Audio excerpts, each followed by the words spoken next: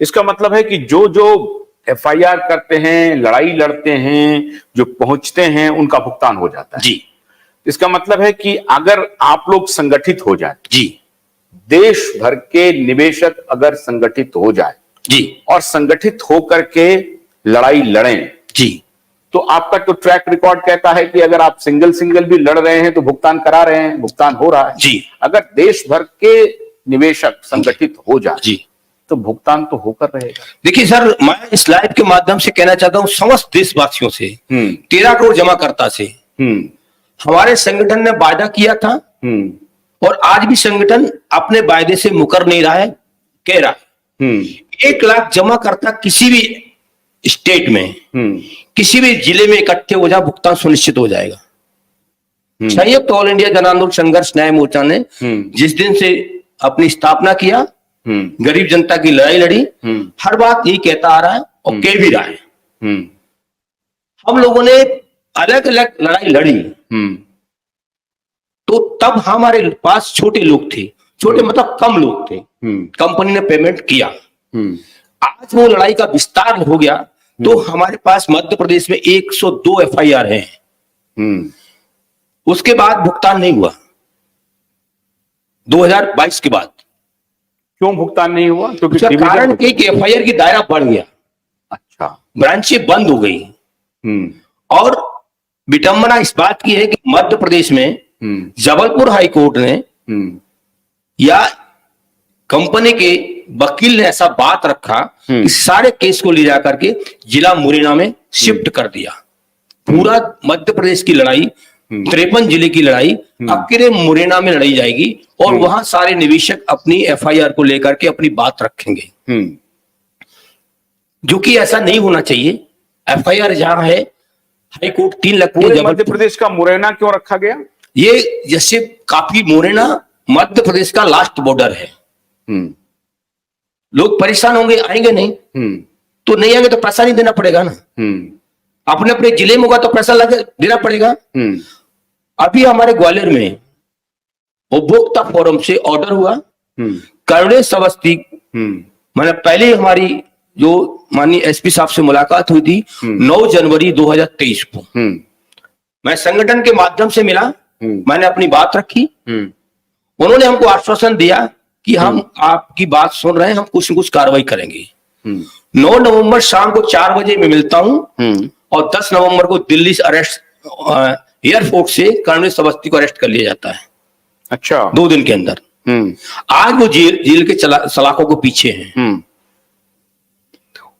और उसके माध्यम से आज लगभग हमारे ग्वालियर में मार्च में भी पेमेंट हुआ और अप्रैल में भी पेमेंट हुआ। क्रेडिट कोऑपरेटिव सोसाइटी का पेमेंट उन्होंने, जो कंपनी, कई कंपनी बनाई, अन्य कंपनी का चेक उन्होंने पारित किया, डीडी बना के दिया ग्रुप से। पेमेंट आज भी हो रहे हैं। और हमने उस समय कहा भी था, हमारे मध्य प्रदेश के गृह मंत्री माननीय नरोत्तम मिश्रा जी जो दतिया में हुआ करते थे, दतिया के निवासी रहने वाले थे, दतिया क्षेत्र का कई पेमेंट हुआ। आपकी लाइव के चैनल के माध्यम से मैंने प्रमाण भी आपको दिया था, वो मैंने कहा भी था। आज हमारे पास इतने प्रमाण हैं, कन्वर्जन पे कन्वर्जन किया, उसकी एडवाइस की फोटोकॉपी है। कई राजनेताओं को पेमेंट हुआ, उसकी फोटोकॉपी हमारे पास है। राजनेताओं को भी पेमेंट हुआ? जी। राजनेताओं को कैसे पेमेंट हुआ? उनका जो दबाव के कारण, दबाव के कारण। कितने कितने पेमेंट हुए? देखिए, पेमेंट तो काफी हुए। ये सारा पेमेंट हम सुप्रीम कोर्ट में देंगे। हम अभी इसलिए नहीं देना चाहते कि हमारी जान को खतरा है। अच्छा, ठीक कह रहे हैं। हो सकता है आप कि हम केस को लड़ रहे में देना चाहते हैं। हम सुप्रीम कोर्ट में जाएंगे, हम वो सबूत देंगे। तो ये जो कहा जा रहा है कि राजनेताओं के बहुत सारे पैसे थे इसमें, जी, तो वाकई में थे? वाकई में थे। मेरे प्रमाण है, मैं बिगर प्रमाण की बात नहीं करता। अच्छा, मेरे पास प्रमाण है, इन्होंने भुगतान किया। जब सीआरसी डिपार्टमेंट ने, माननीय इनके एडवोकेट साहब ये कहते हैं, मैं सभी देशवासियों से कहना चाहता हूं, इस बात को ध्यान से सुने, उनके सहारा इंडिया के एडवोकेट हर वो हाई कोर्ट में बोलते हैं कि आप सीआरसी जाइएगा। भारत सरकार ने आदेश कर दिया है उनके डिपार्टमेंट के लोग भी कहते हैं, जब सीआरसी पेमेंट करेगा, सुप्रीम कोर्ट का आदेश है, तो क्या सुप्रीम कोर्ट से बढ़कर के कंज्यूमर कोर्ट हो गया? मैं आपसे जानना चाहता हूं। फिर ग्वालियर जिले में भुगतान कैसे हुआ?